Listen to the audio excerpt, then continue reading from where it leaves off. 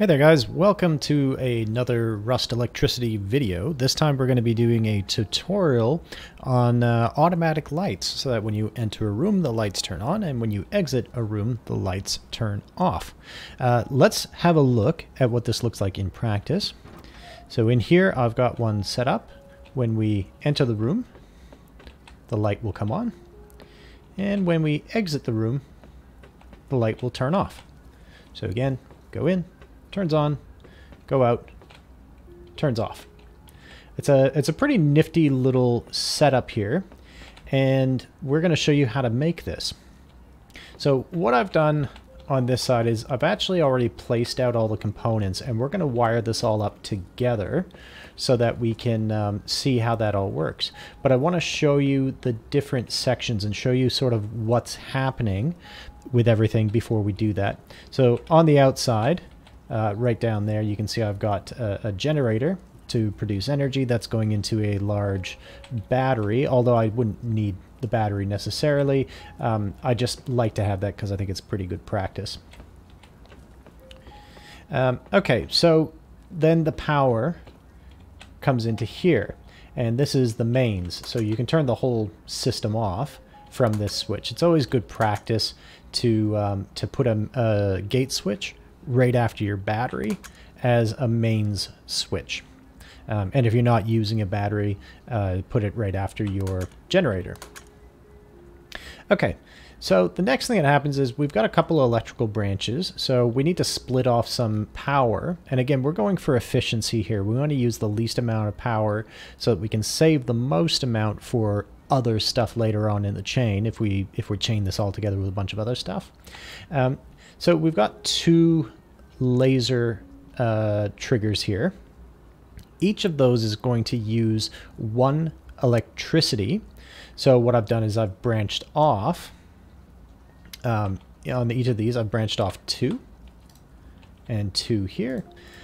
And those connect to these two, which means that that will shave off 1. So it's going to output 1 and output 1. Now those two different signals, one goes into this NOT OR switch, and the other one goes into this NOT OR switch.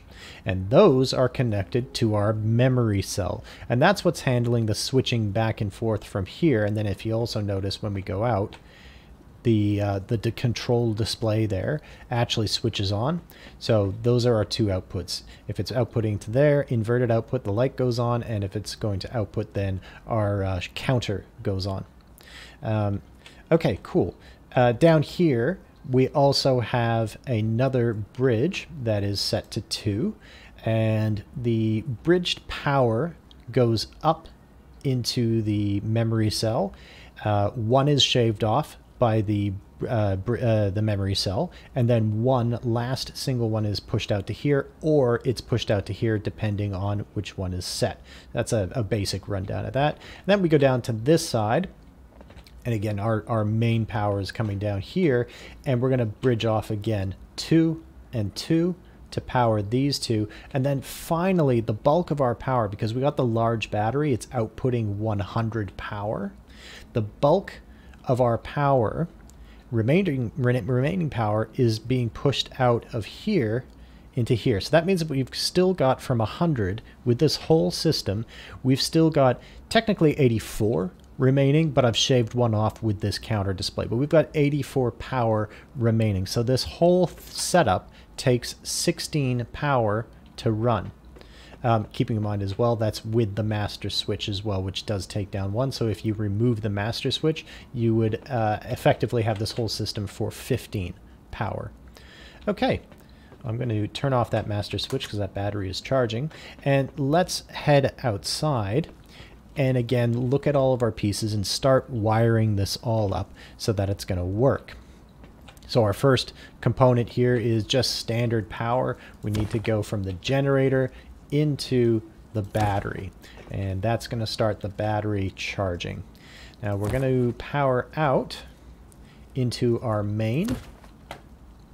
And again, we use this main switch because in a real world scenario, If you were charging this off of, say, solar power or something like that, or one of the other ones, and you wanted this to charge up more effectively, you'd want to be able to switch the whole thing off.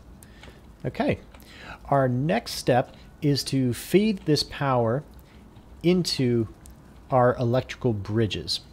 So let's just make sure that that is actually correct. Yes, it is. All right, so we go here, and we're going to feed into our very first branch. Sorry, bridge. I said bridge. Branch. Electrical branch. And then we're going to feed into the next one with our main power. Here we go. So we're following the route of the main bulk of our power. And then what we're going to do is work on our branches. Okay? So this branch is going to power this laser. So I've actually put the lasers a little bit lower so we get a low profile. This branch is going to power this laser. And the pass-through, it's going to go through and eventually make it up to this whole array here. But what we need to do next is get our main power sorted. So let's take our main power. We're going to go down. Let's go right about here and down and into the next branch. I've done it again. There we go, into the branch.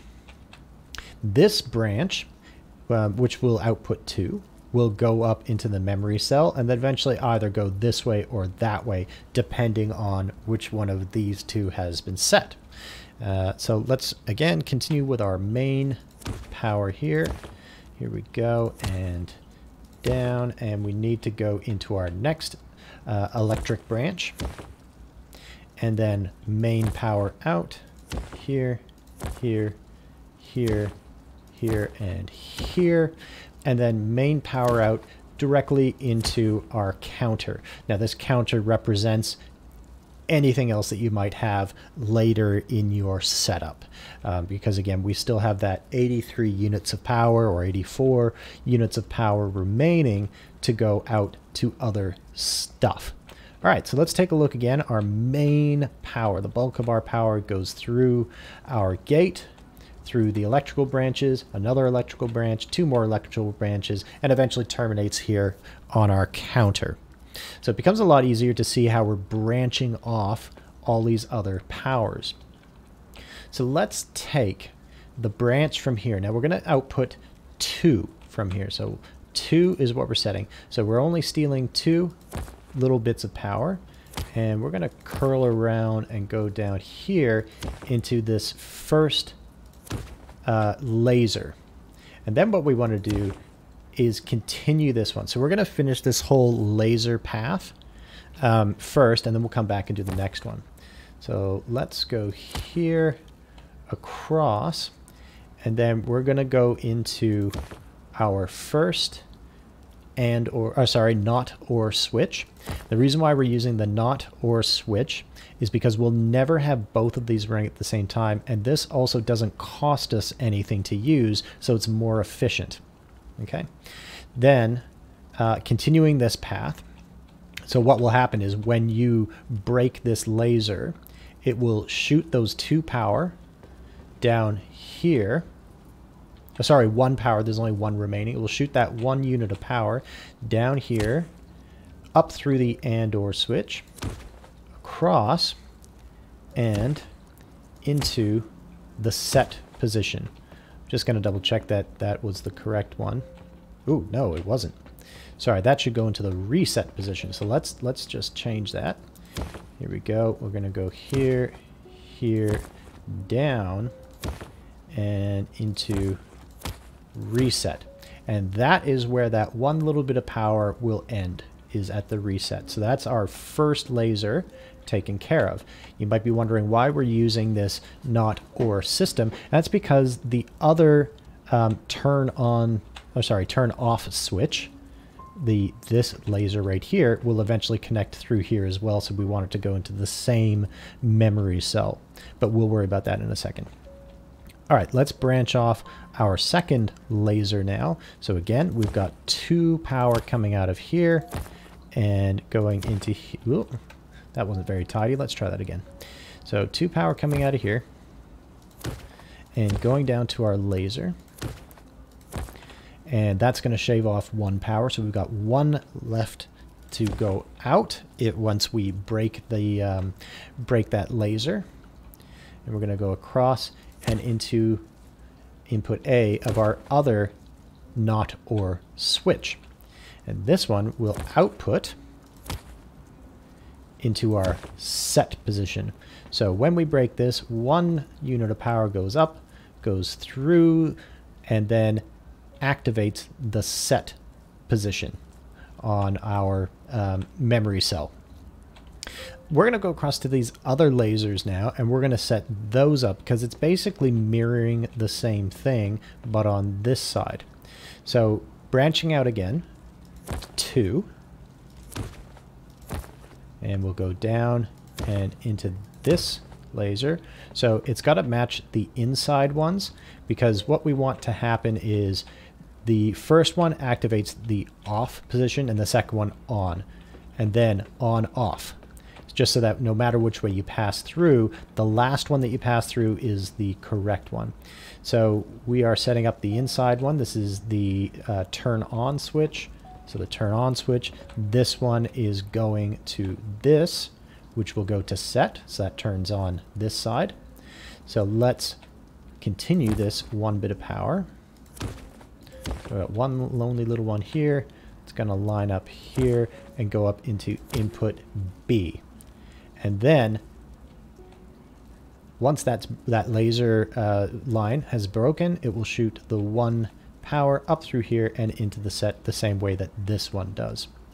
Okay, and let's do the same thing here for our second one. And we're going to go down and into our, oh, again, not very tidy. I'm going to do that again. There we go. There and across. Good.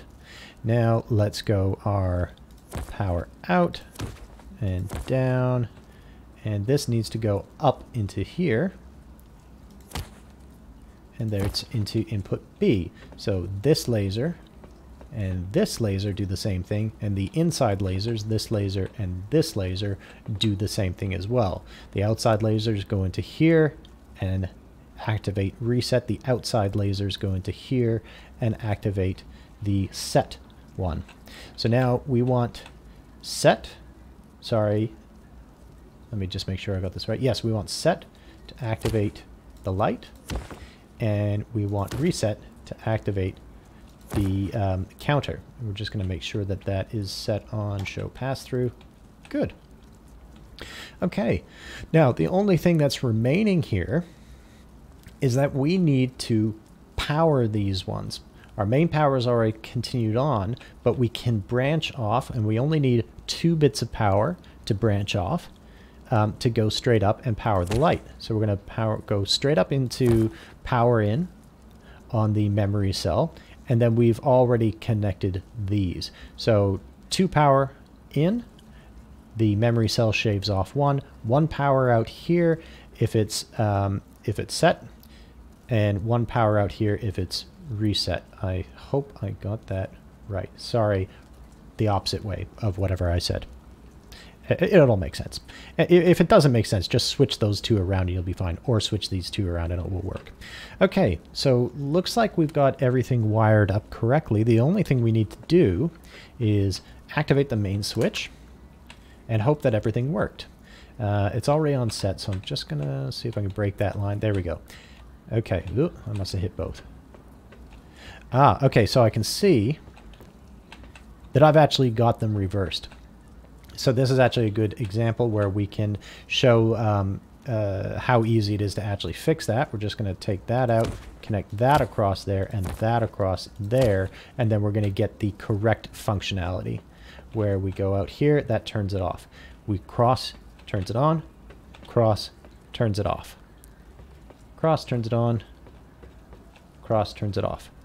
And that's pretty much it. So that's your automatic turn on my lights and turn off my lights.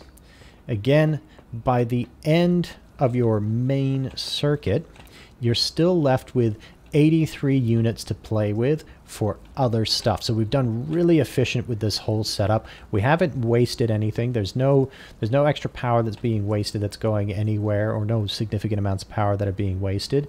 And we've got a large chunk of power to set up more stuff. I hope you enjoyed this tutorial. We'll catch you in another one, I guess. Thanks. Bye.